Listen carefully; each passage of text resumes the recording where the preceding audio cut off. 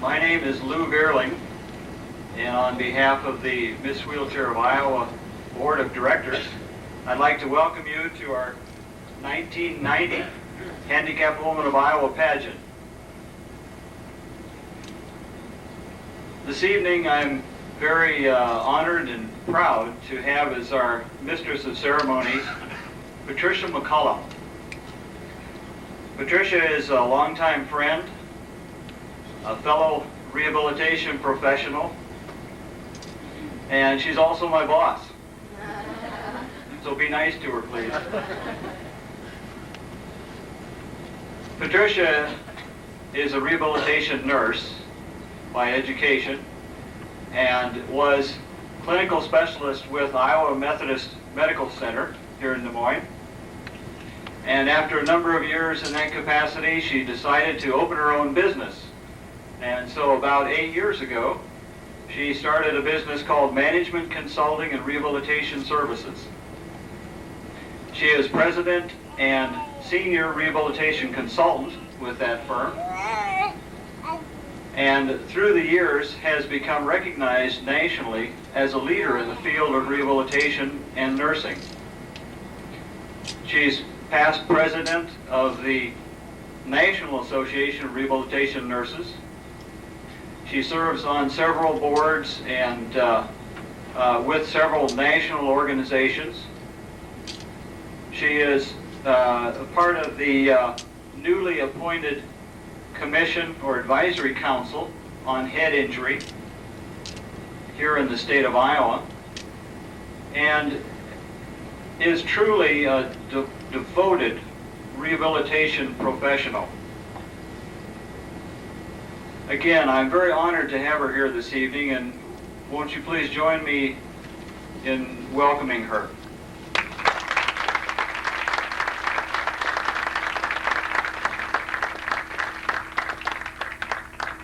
Thank you very much. One thing he neglected to tell you is that I'm also very short, and we have a large step back here, and it's awfully hard watching someone introduce you and saying nice things as they're straddling a stool.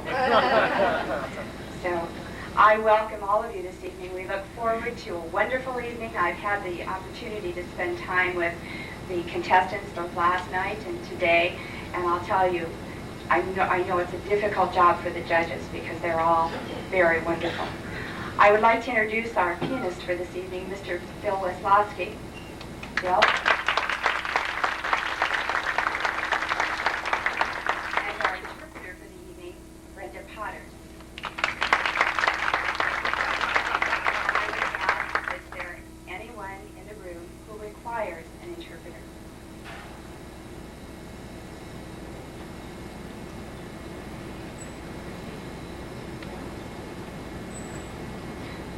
Thank you for coming, Brenda.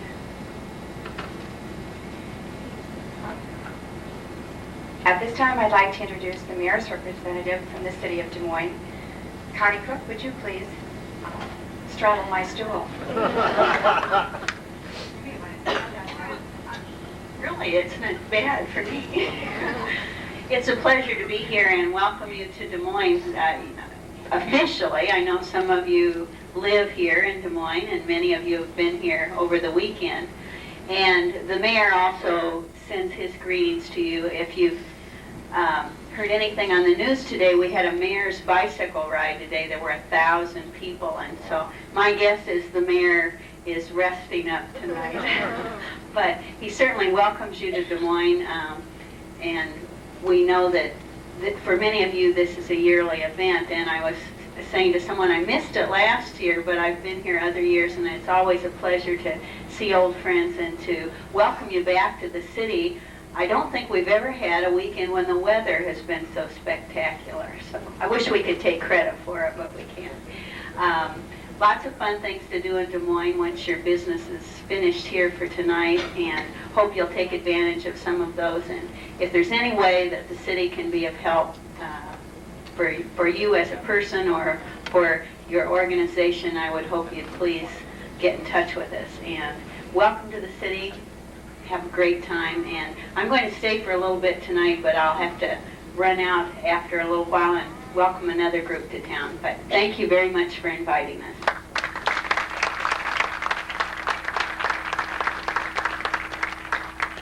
Thank you very much, Connie. And now, if the contestants will please enter.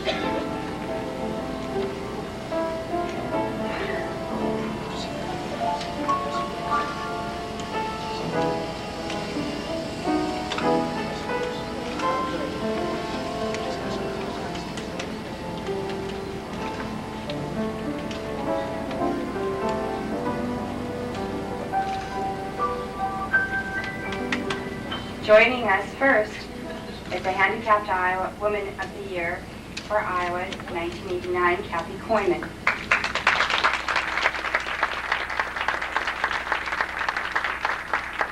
Janet Arnold is from Sheldon, Iowa.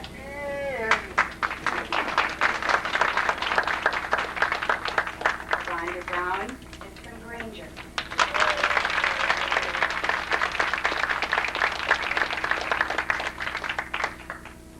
Pamela Hand joins us from Cedar Rapids.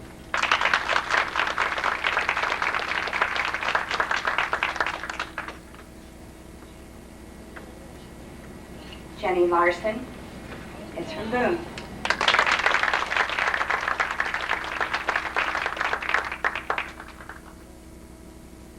Laurel Lee Mullen is all the way from Davenport.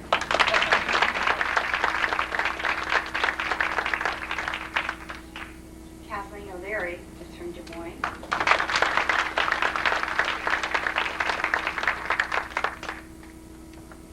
Julie Peterson is from Des Moines.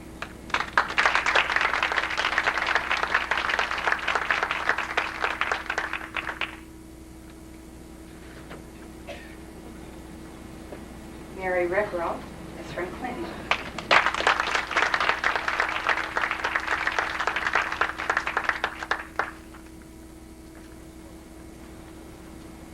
And Arlette Stoll joins us from Roland.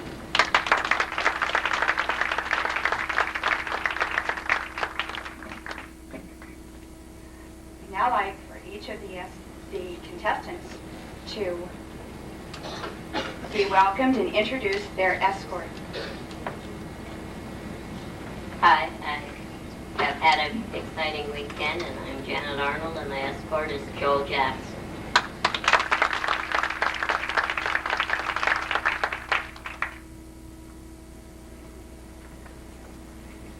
Hi, my name is Rhonda Brown from Granger, Iowa, and my escort is Al Grimm.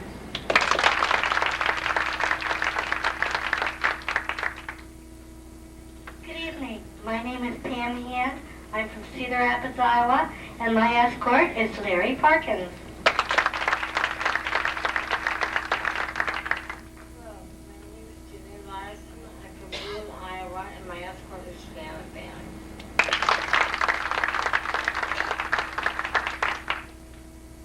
Hi, I'm Laurel Mullen, and my escort's Ron somebody.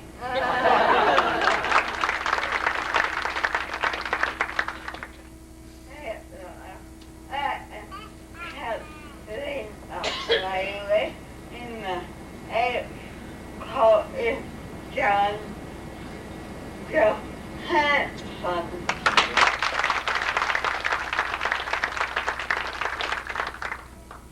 Hello, I'm Julie Peterson, and my escort is Randy.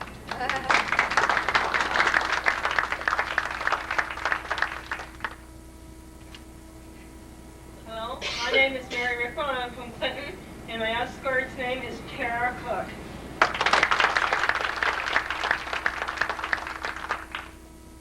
My name is Darla Stone from Roland, Iowa, and my escort is John LeBlanc.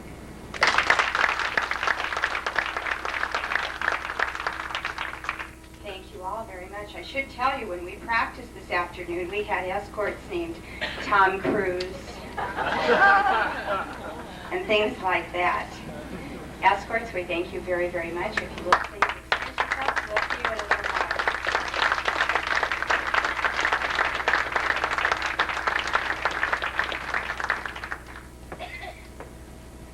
Before we begin with the contestants part, we're very grateful to have joining us this evening Kathy Garcia, Miss Wheelchair of America 1990.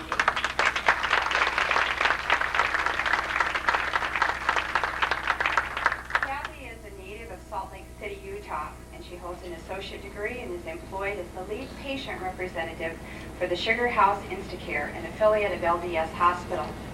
She has served many through volunteer activities, Special Olympics, Easter Seal, United Way, and she's received numerous awards for lifelong achievement, including the Kiwanis Hope of America Award, Outstanding Handicapped Citizen Award, the Golden Key Award from the Utah Governor's Committee on Employment of the Handicapped. She was twice first runner-up in Miss Congeniality for the Miss Wheelchair Utah pageant. And you know, she's completing a book and plans to return to college to become an audiologist. She's a very prominent advocate for the Americans with Disabilities Act. She is a mother, a positive role model, and dynamite on a shopping trip. I even learned as we had dinner the other night that when she was in Puerto Rico for the national contest, that she had every shopkeeper in her hand, and they were bringing the goods out to her, right? If she couldn't get in the shop, they came out and talked with her. Kathy Garcia, Miss Wheelchair America, 1990.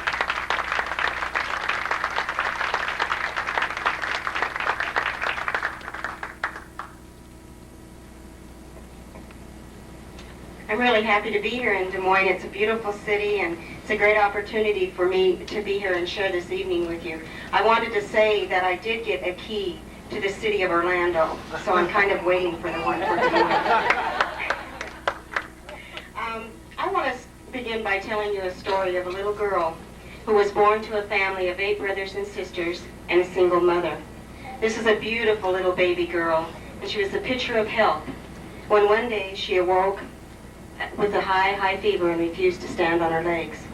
Her mother immediately took her to the hospital, where she was told that her little baby was suffering from a virus and that if she lived, she probably would never walk again. Well, this mother was determined that her little girl would live, and she stayed by her side day in and day out praying that her little girl would live. Well, she did live, and little did her mother know that because she did live, there were going to be very, very many sacrifices that this family was going to have to make for this little girl. And she was determined that this little girl was going to walk. So after lots of time in the hospital, she took her home to spend time with her family. And she had numerous therapy sessions. She had 37 major surgeries. And all this time, the family was giving up and sacrificing for this little girl. But her mother knew that without some pain, there would be no gain for this little girl. She would give her therapy every day where she would twist and pull her muscles, her useless muscles, while the little girl cried out in pain, "Stop, Mommy, please stop, it hurts." But the mother knew she had to go on so that this little girl could go on. And after this, it was time for the little girl to go to school.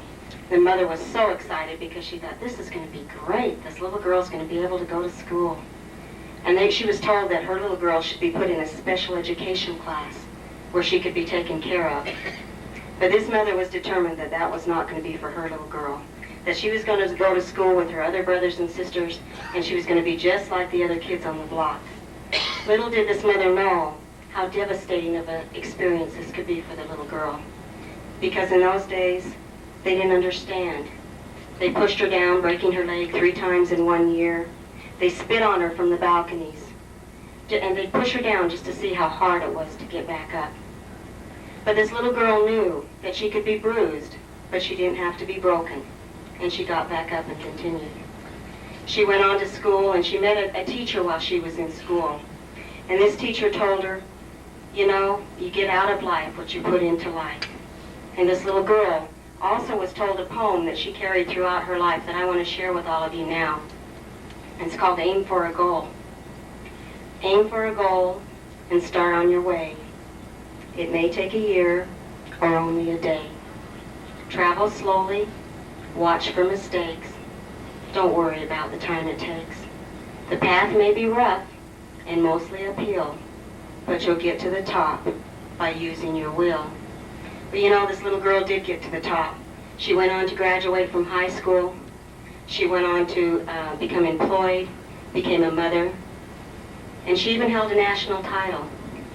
You see, I know how important determination is in these girls' life. I know how important determination was in this little girl's life. You see, I know, because I was that little girl. You know, I tell you this story because it just shows how far we have come.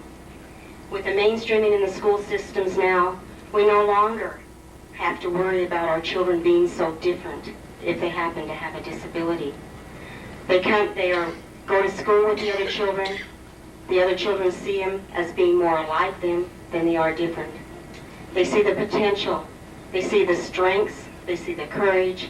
They don't see them as being special or different. They see them as being just like they are. And that's so positive today.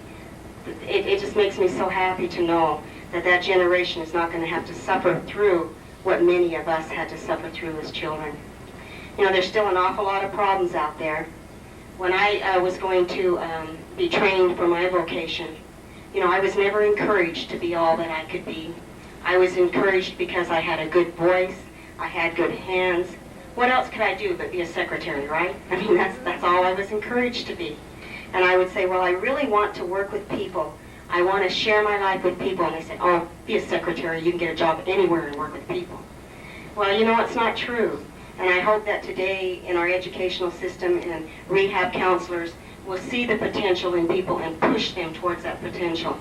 Because now as a single mother many years down the road, I'm going to have to go back to school in order to make ends meet, in order to better myself, because I can't live in this society on the wage that I have, that I was trained to do. You know, I need to go on and be more. So it's a little harder now, but we can get out there and do it. And you know, we always face the problem of once we get educated, then we need to go out and find that job. And we have to pray that people will give us the opportunity to show what we can do. You know, they assume because you're in the wheelchair that you can't do a lot of things. I'm here to tell you that these women are not disabled. They may be adaptive people, but they are not disabled.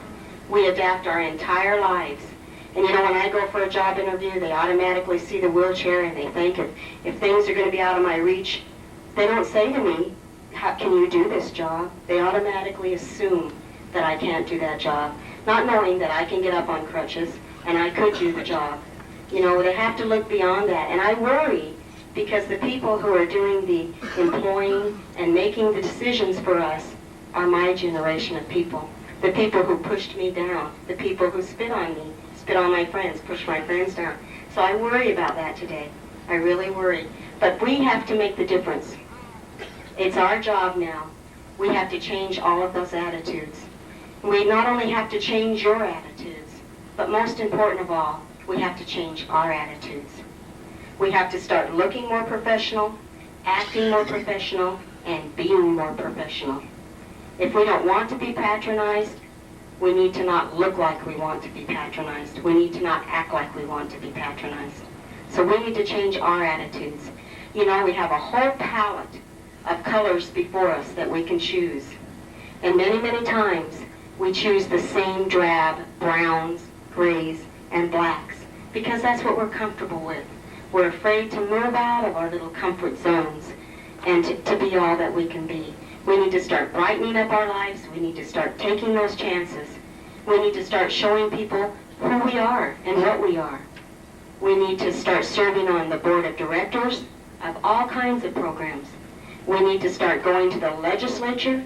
We need to start lobbying. We need to be there to make the decisions for ourselves. We can no longer expect people to make those decisions for us. We need to start being more assertive, more active, more motivated, and get out there and make the changes ourselves instead of letting others do it for us. And believe me, when that happens, your whole life will change. You won't be afraid anymore. I mean, these women have taken a big step just being here. You know, just coming out here and saying, hey, I'm more than someone else who's sitting in the background. I want more for my life. I want people to see who I am. I want them to see beyond the wheelchair. I want them to see beyond the cane or the crutches. I want them to see me for who I am. And that's what we need to strive for today. We need to make people see us for who we are. And we need to not disappoint them. And we need to not disappoint ourselves. Thank you so much for having me.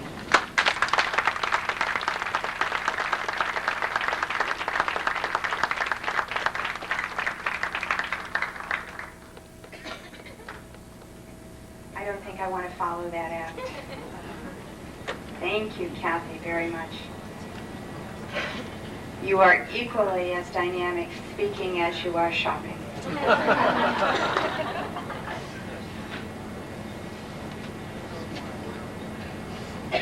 And now I would like to introduce Jackie Smith, who will introduce the judges and explain the judging criteria for the Handicapped Woman of Iowa program.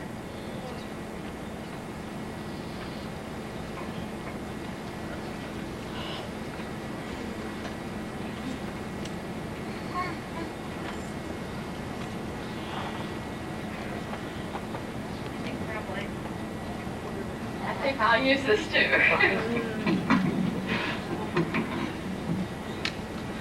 I would like to introduce our panel.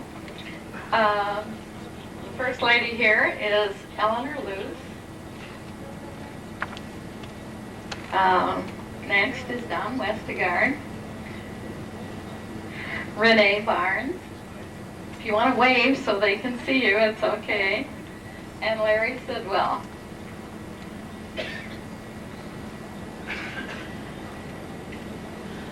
The criteria is this: the ability to communicate. A contestant must be able to communicate effectively. As Handicapped Woman of Iowa, she will be appearing throughout Iowa before groups speaking as one of Iowa's disabled citizens. She is judged for her capacity and endurance to travel, for social confidence, the ability to project a positive image, and personal achievement.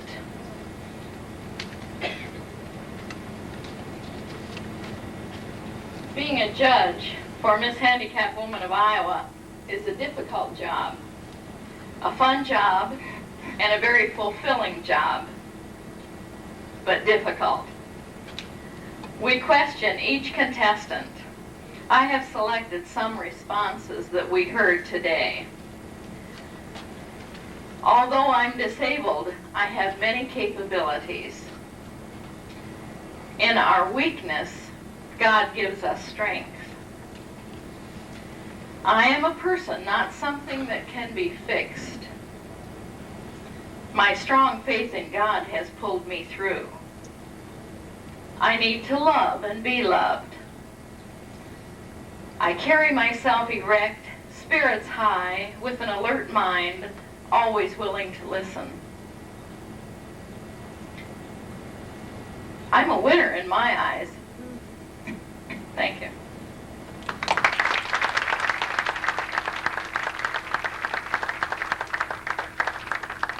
Thank you, Jackie. Now I want you to notice that she jumped up on this stool too. So we have a couple of firsts tonight. We have the first woman MC ever in this pageant, and the first time that everybody almost has had to use the stool. I think then it's time for Carol Miracle to join me, because the questions from the bowl, ladies, it's time. Are you ready? I would like to make mention, while Carol is making her way here, that Eleanor Luce, one of the judges, was the Handicapped Woman of Iowa in 1986. And we're always very happy to see people come back and continue to support the pageant. So it's good to have you here again, Eleanor. Are you ready?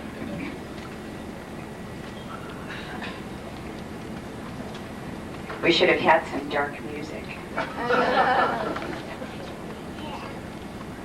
Okay, Janet.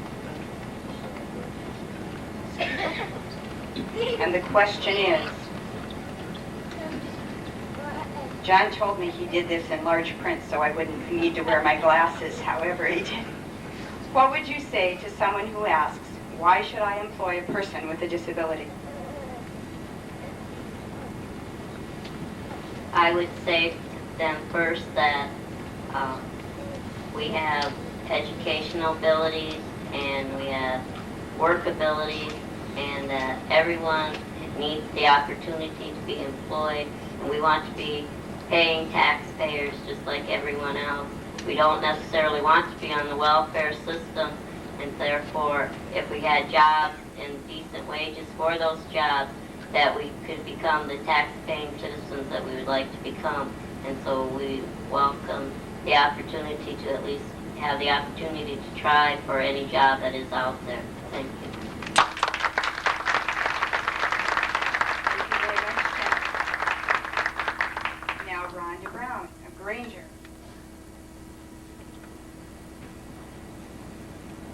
Uh-oh. What advice could you give someone in making their building more accessible? I'm going to give an advice. In fact, I have a friend who's a construction worker, and we got into a big argument about this. So, since he was telling me that it costs too much money and so on, but I was explaining to him that, just for example, a restroom for a handicapped person is a very important thing because, you know, it's something that I think a normal person will take for granted, but that is something that's very personal and something that needs to be done no matter how much the money would cost. So that's my advice to them. Thank you. Thank you very much. Now, Pamela Hand, you suppose this is a question about how to put your blush on? Last night, Pamela served as the model when they were having a session on makeup application. Are you ready? All right. What do you feel is your best characteristic, Pam? I'm sure glad I got that question. My best personality trait and characteristic is my positive attitude. I don't look at anything as something I can't do. I look at everything as something I have the potential of doing. And so I like to project my positive image with a strong dose of sense of humor, because I think that that will get you a long way, even in really sticky situations. Thank you very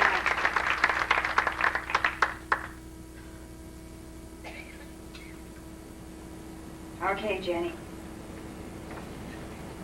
Do you think attending this pageant will be helpful to you in the future? Definitely, very much. You get a lot of experience, you meet lots of people, it's just going to be morale, period.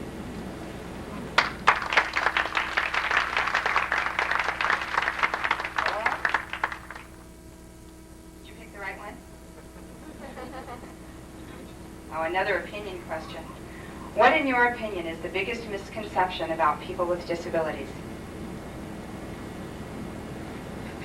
The biggest misconception I see of persons with disabilities is that the average non-disabled person puts the disability before the person. So you would not know that I like the color blue, you'd only know that I'm in a wheelchair. And I think that for real rehab of the normal person or the non-handicapped person to happen, you have to see the person first.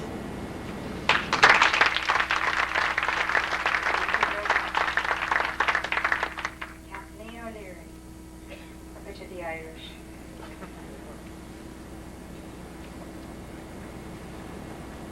Kathleen, how did you learn about the pageant, and why did you want to become a contestant? Well, I've been known as that has not a long time, but every year I am a member of the commitment fund, so I know about it, but so this year some people talked me into fitting involved. So, like people, I lived over him, so I thought I would be involved.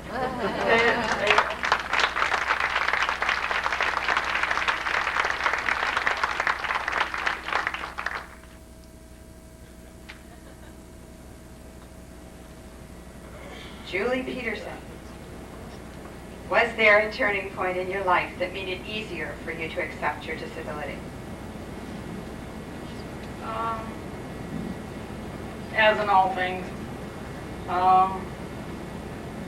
yes, I believe so. When I turned 14, I accepted the brace, accepted my fact of moving just a teeny bit slower than my sister does. My faith in God still is as strong as it ever was. So, nothing too drastic.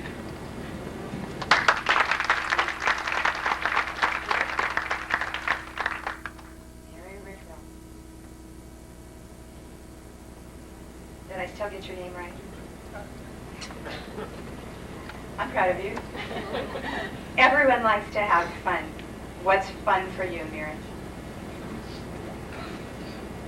I think a good definition for fun is being myself and realizing my gifts and what they can do to help others. And that's one reason why I entered this contest, because one of my favorite things about fun is taking up a challenge and running with it and then sharing it with all of you.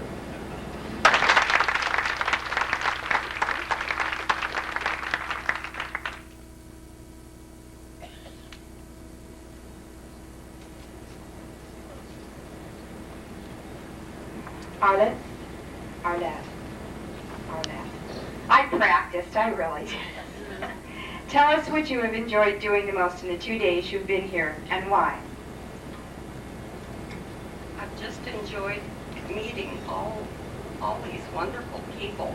It's been a joy and a wonderful experience, and I'll always remember it, and it'll be a big inspiration to me.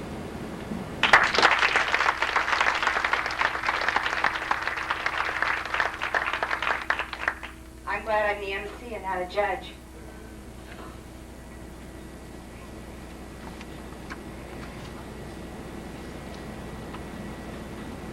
All of you have answered the questions. You've spent all day being on stage, and you're going to be on for a little bit longer. But the judges now have the opportunity to leave the room. And judges, do you go to a soundproof booth?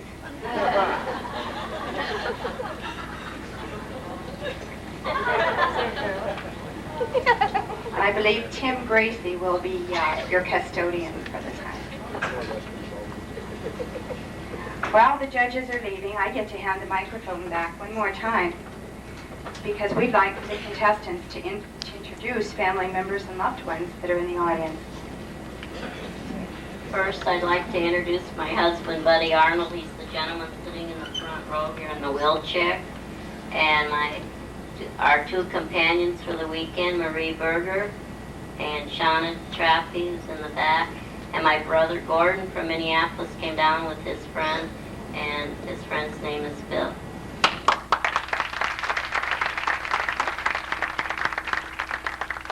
Introduce my foster parents, Helen K. Clarkson, and I have a host of friends over there, so I'm glad they're all here. All right. Pam? I'm very pleased to have my husband Buzz and my special parents who are my in-laws, Phil and Bernice Hand.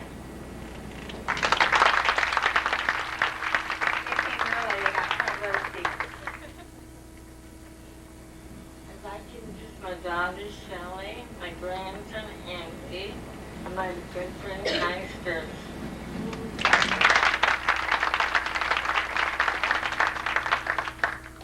I have that whole third row just about back there that isn't Rhonda's. My mom and dad are here, my sister, my fiance, my nephew and my niece.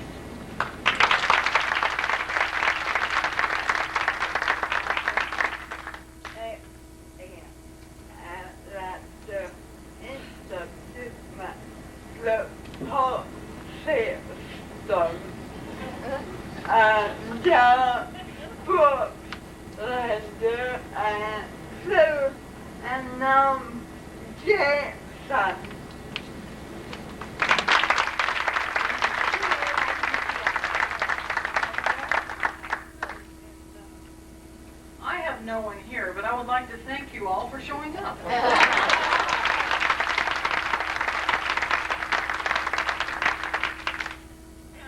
My girlfriend who was here this weekend, Sarah Rapids, and was also my companion and support, Kim Silka from Sarah Rapids.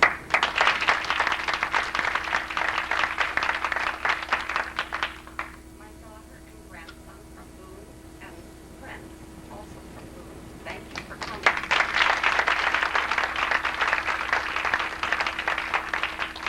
Thank you again, ladies, and thanks to all of you, family members and supporters who have joined us tonight. Now I would like to introduce someone who was here earlier introducing me, and I suggested perhaps I should get even. Lou Veerling is the chair of the Governor's Commission on Disabled Persons. He was recently elected vice chair of Work Resources. He has been involved in services for the disabled for many, many, many years, as long as I've known him, which I think is all of my life practically. And yes, he does work for me. He's the best rehabilitation professional I've ever known. He's my colleague, and he's my dear friend, Lou Veerling.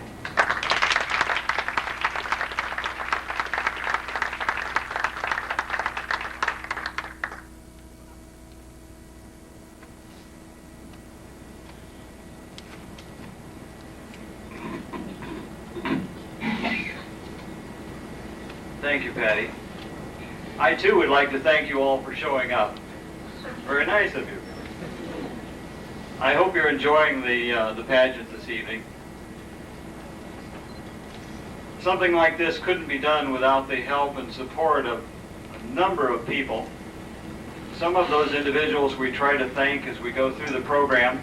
Some of them are thanked, and we point out to you on the back of the program that you were given when you came in the door. But I'm sure there are some that we miss, and for that we apologize. Our rule as a board is that there will always be a glitch.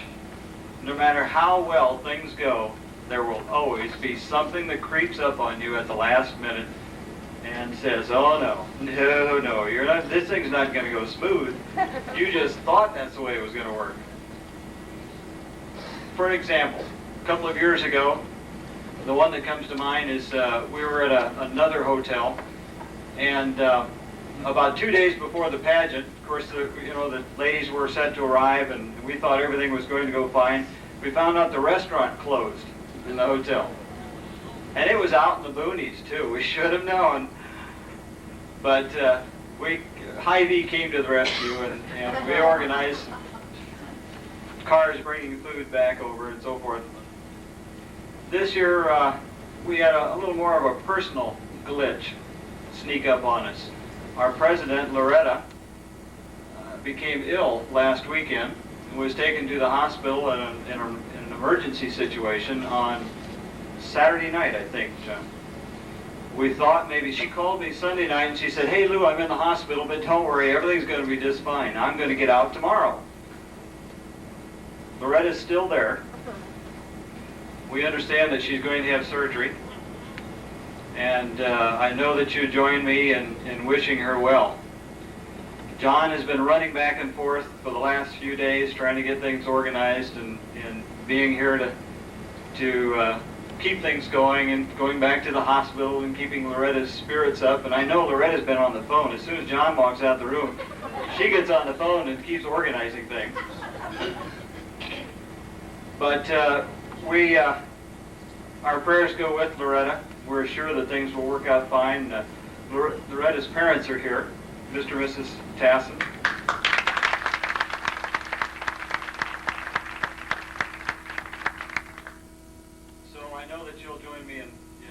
on those wishes through John and through the parents to Loretta. There are a couple of people that we may have missed. Our photographer this evening is Norm Rydell. Norm, thank you. Our video man is a board member, Mike Wilson.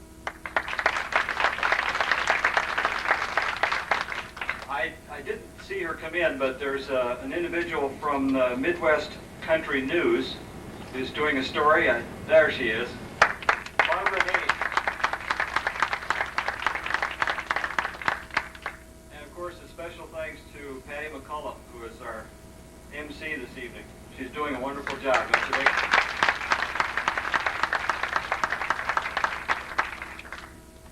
I would also like to introduce to you the board members. And if you will, please, I don't know which is shorter, but wherever you're located, if you'll just gather over here as I call your name. Jim Bethel, I don't think he's here this evening. Ron Carter. Ron, as you know, has been our MC for a number of years, and he had something else come up this evening, but he's supposed to be here shortly. Tim Gracie. There's Tim.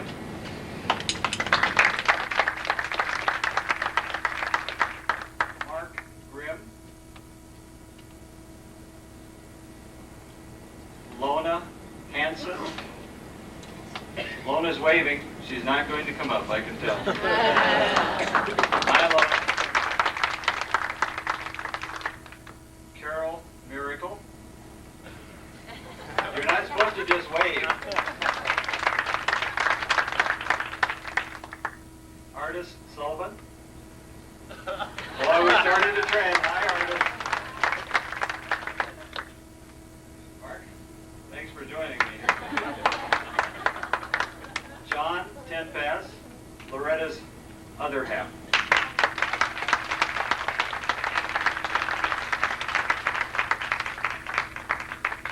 And of course, Mike Wilson on the video equipment.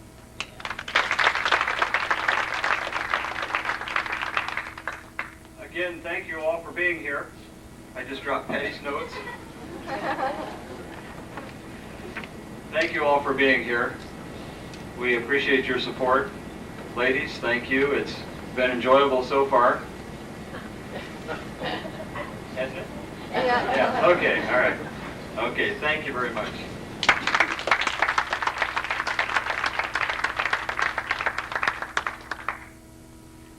To add a special personal note for Loretta, because as you know, this is being taped, and I'm sure as soon as it's over, John is going to rush the tape over to her. But I was going to have the opportunity of introducing her for the first time as Mrs. John Tenpass. So, John, wherever you are, tell her at least we got that part on tape, all right? Thank you.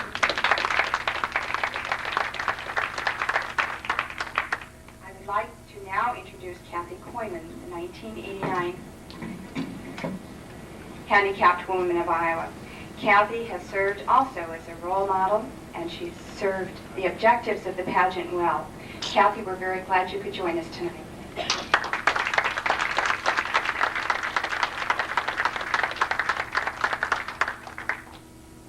I'd like to take this time to reflect back on my year as Handicapped Woman of Iowa. It's been a real memorable one. Some of my highlights, I'd like to reflect the pageant, which I'm sure that all this year contestants will agree was probably one of the most highlights of the time. The Governor's Banquet, Clinton Coalition, I'm sorry, I forgot my notes.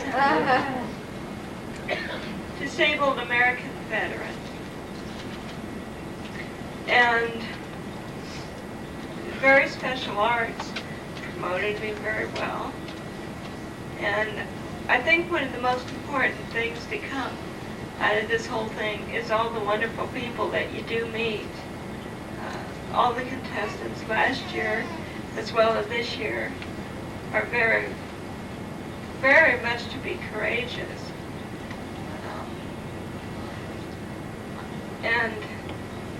everyone on the committee, the board. I would like to thank them all. And I would like to thank my family and friends, my mom and dad who traveled with me through the years and always provide me with support. My sister who traveled with me, she helped to keep me humble this year. And my Aunt Leona for the wonderful Easter banquet. And many other friends and family. I'm sure that I'm forgetting some, but I want to thank them all. And thank everyone on the committee also for helping to make all of these memories possible. Thank you. Thank you very much.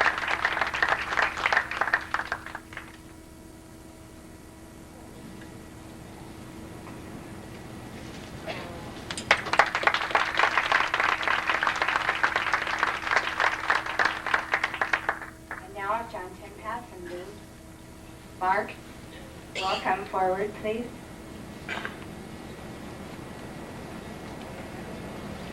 These board members will be presenting each of the contestants with a gift from the Miss Wheelchair of Iowa Board.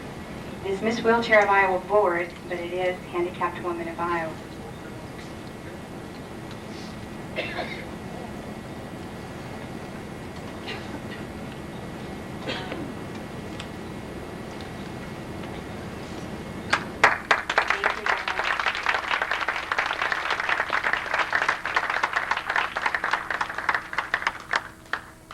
One of the things that I found out that I got to do after I agreed to participate was that I get to announce the Miss Compatibility Award.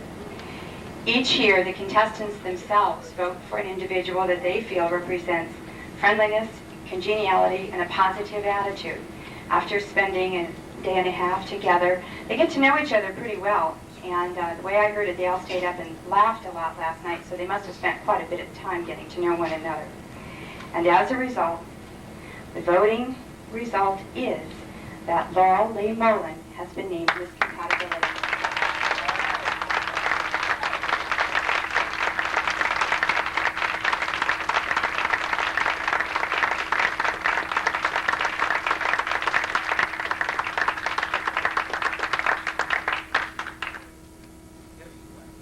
Would you like to read that plaque, Jim?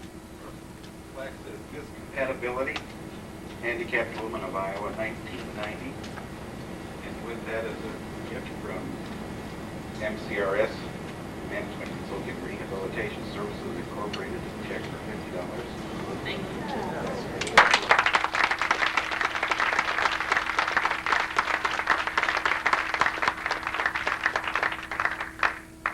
If you say that letterhead, Laurel, you'll remember that in the rehab business we say that you must be first flexible and second compatible.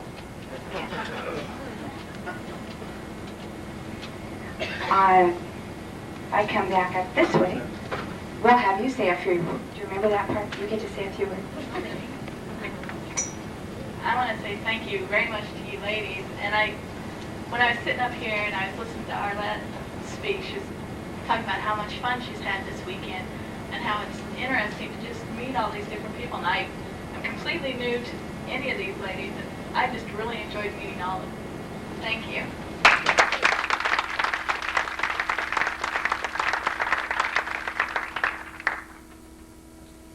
Lou is going to present some flowers.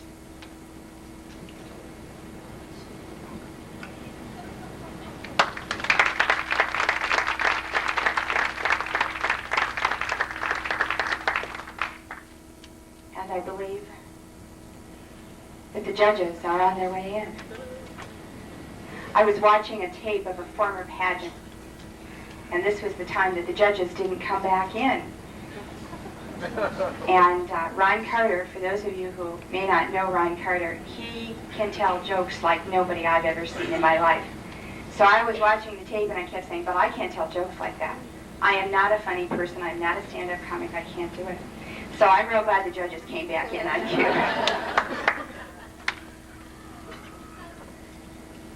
And now for the presentation of the Handicapped Woman. of Iowa for 1990. And for those of you who will be presenting, if you would join me here.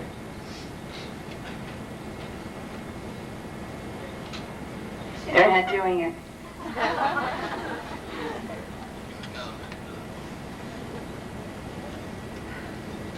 They're just coming from the back of the room. And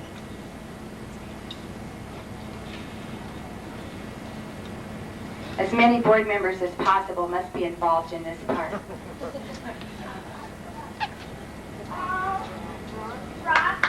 Ron, here. That's what we were really waiting for. Yeah, that's pretty good. Are you all ready? And are you all ready, ladies? All right. The Handicapped Woman of Iowa for 1990 is Laurel Mullen.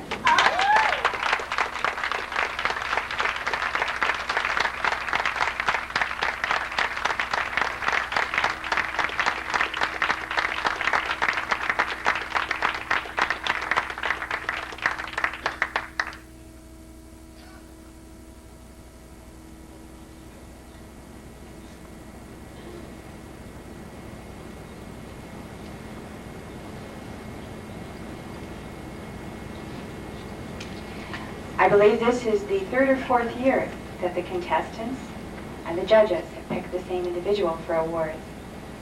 Congratulations, Laura.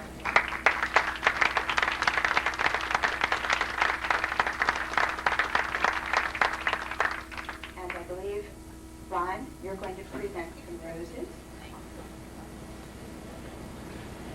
And another gift, and may I follow you with a microphone?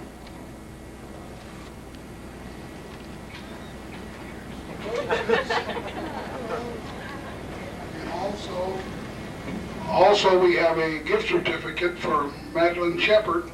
So if you want to make a visit down there and pick up something nice from Madeline Shepard, that's your award there. And also, we have some luggage for you that we won't bring it up here right now because we want to burden you down with all that. But I'm sorry I didn't get to see all the program, but as I see here tonight, there were some very, very lovely contestants, and I'm just glad for all of you, and I know that you'll represent us well as spokesperson for the handicapped woman in the state of Iowa. Thank you so much.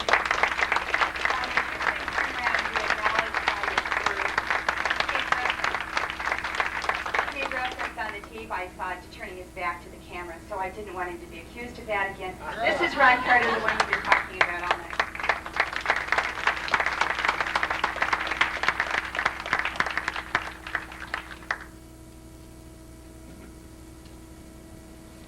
As Lou pointed out when he was at this point, he commented that there are a number of people who have participated repeatedly over the years to support the pageant.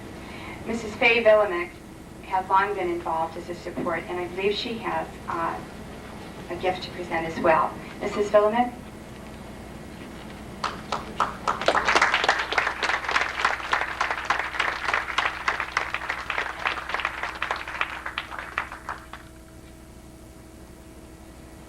Can I talk you into saying anything tonight? Well, tell her that.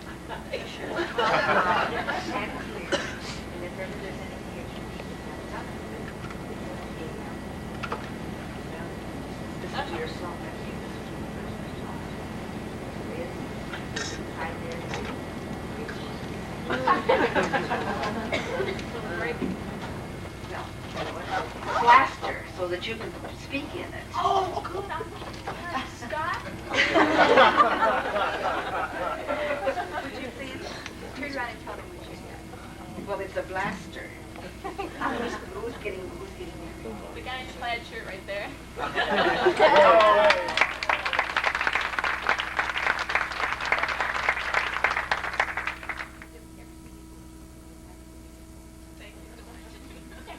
Thank you very much, Mrs. Villemick. Now, even if I didn't tell funny jokes, I think I'm supposed to get a point because I got Mrs. Villemick to handle the microphone, which you said she never did. 2 points. Laura, now I'll hand it to you.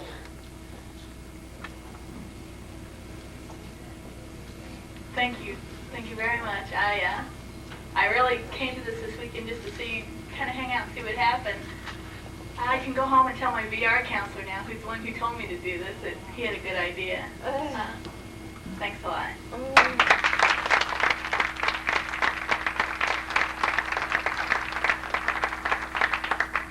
Will the escorts please return to the stage?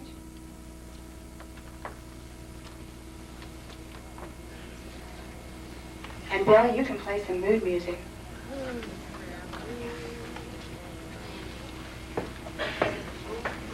We would like to thank all of our guests, our pianist, the interpreter who didn't get to stay, and certainly Kathy Garcia.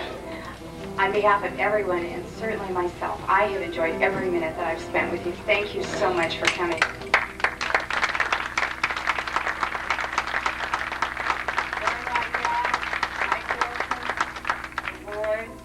All of the contestants, you've been marvelous. We're glad all of you came, and we hope you enjoyed the evening. Join us for refreshments. You may leave the stage.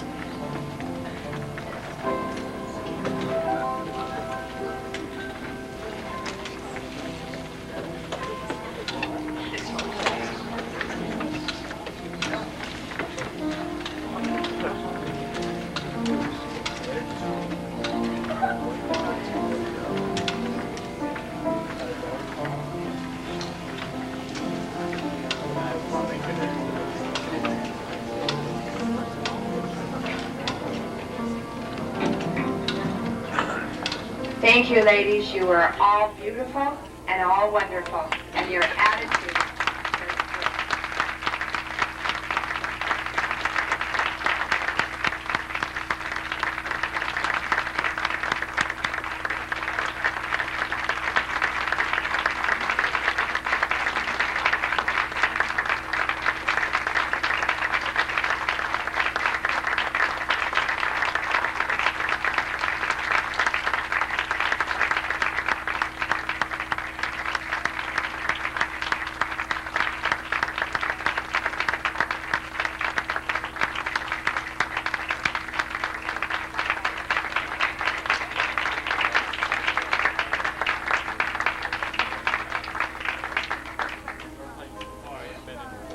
There will be a receiving line. Please join us.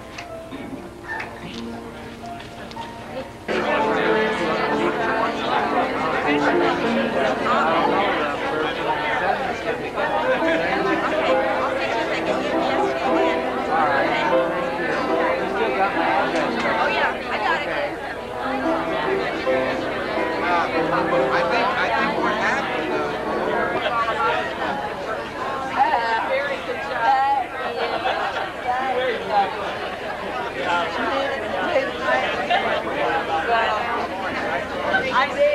I'm going with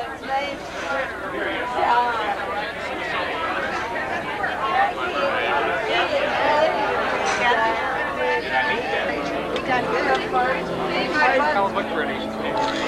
Thank you. I got this down now, Wise guy. It's Velcro. That's Velcro, yeah, right. Peel off at night, right? I wouldn't put it past her. I'll tell you what I did. The reason I got it? No. It's history, Okay, look this way. Great. Yep. Loretta, we missed you. Hurry up and get well. We want to see you back.